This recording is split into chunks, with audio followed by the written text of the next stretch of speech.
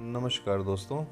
आज मैं आप सबके सामने लाया हूँ भगवान प्रभु श्री राम मर्यादा पुरुषोत्तम श्री राम जी के जीवन चरित्र के कुछ अंश। इसको मैं कुछ कई हिस्सों में आपके सामने लाऊंगा और आप सभी को श्री राम प्रभु के बारे में काफ़ी कुछ जानकारी है, किंतु मैं एक बार पुनः उसको आप सबके सम्मुख रखूँ जिससे कि कहीं पर कोई त्रुटि हो या कहीं पर कुछ अभाव हो तो उसको वो पूरा किया जा सके।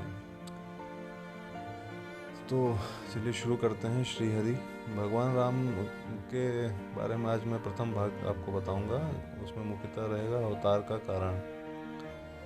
तो बात बहुत ही पुरानी है। समुद्र में लंका नाम का एक द्वीप था। उस द्वीप में राक्षसों का राजा रावण अपने राक्षसों के साथ रहता था। रावण के 10 मुख और 20 हाथ थे। रावण तथा दूसरे राक्षस भी बहुत बलवान थे और जैसा मन में आता वैसा ही रूप बना सकते थे। राक्षस बड़े अन्यायी और पापी थे। राक्षसों के राजा रावण ने उन्हें आज्ञा दे रखी थी कि कोई पूजा पाठ न करने पावे।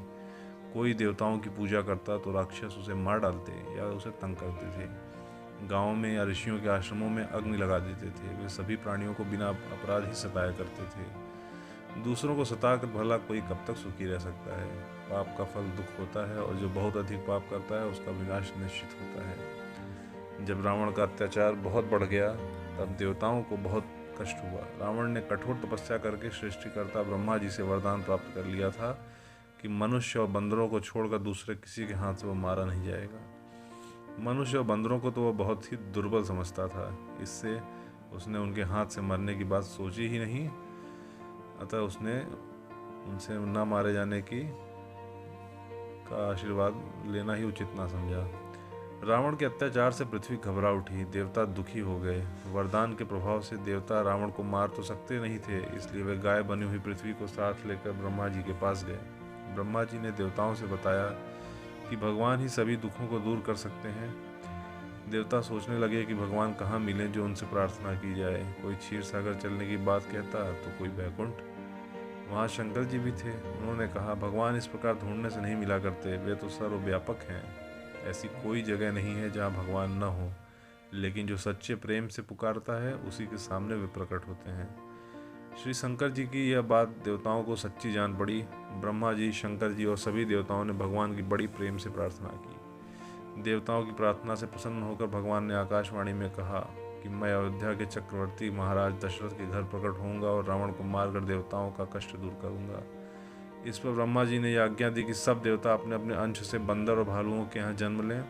देवताओं ने ब्रह्मा जी की आज्ञा सिर चढ़ाई और भगवान श्री राम ने जब रावण से युद्ध किया तब जो बंदर तथा भालू भगवान की सेना में थे वे सब देवताओं के अंश से ही उत्पन्न हुए थे। गिरि त्रिकूट एक सिंधु मझारी, विधि निर्मित दुर्गम अति भारी। सुंदर सहज अगम अनुमानी, कीन्ही तहाँ रावण रजधानी। करहि उपद्रव असुर निकाया, नाना रूप धरहि करि माया। जेहि विधि होई धर्म निर्मूला, सो सब करहि वेद प्रतिकूला। बैठे सुर सब करहि विचारा, कह पाई प्रभु करहि पुकारा। जाके हृदय भगत जस प्रीति, प्रभुतः प्रकट सदा तेहि रीति। हरि व्यापक सर्वत्र समाना, प्रेम ते प्रकट हो ही मैं जाना। सुन बिरंचि मन हर्ष तन, पुलक नयन बह नीर। स्तुति करत जोरि कर, सावधान मति धीर। जानि समय सुर भूमि सुनी, वचन समेत सनेह। गगन गिरा गंभीर, भई हरनि शोक संदेह। जन डरपहु मुनि सिद्ध सुरेशा, तुम्हें लागी धरऊ नरवेशा। असन सहित मनुज अवतारा, लेहूं दिनकर बंस उदारा। तो कैसा लगा मित्रों? आज प्रभु के अवतार लेने का प्रमुख कारण जो थे, जिनकी वजह से प्रभु को यह अवतार श्री राम का अवतार अयोध्या में लेना पड़ा, ये उसके बारे में था। आगे की कहानी अगले भाग में। तब तक के लिए नमस्कार। और अगर आपको पसंद आया हो तो कृपया लाइक, कमेंट और सब्सक्राइब करें। Thank you.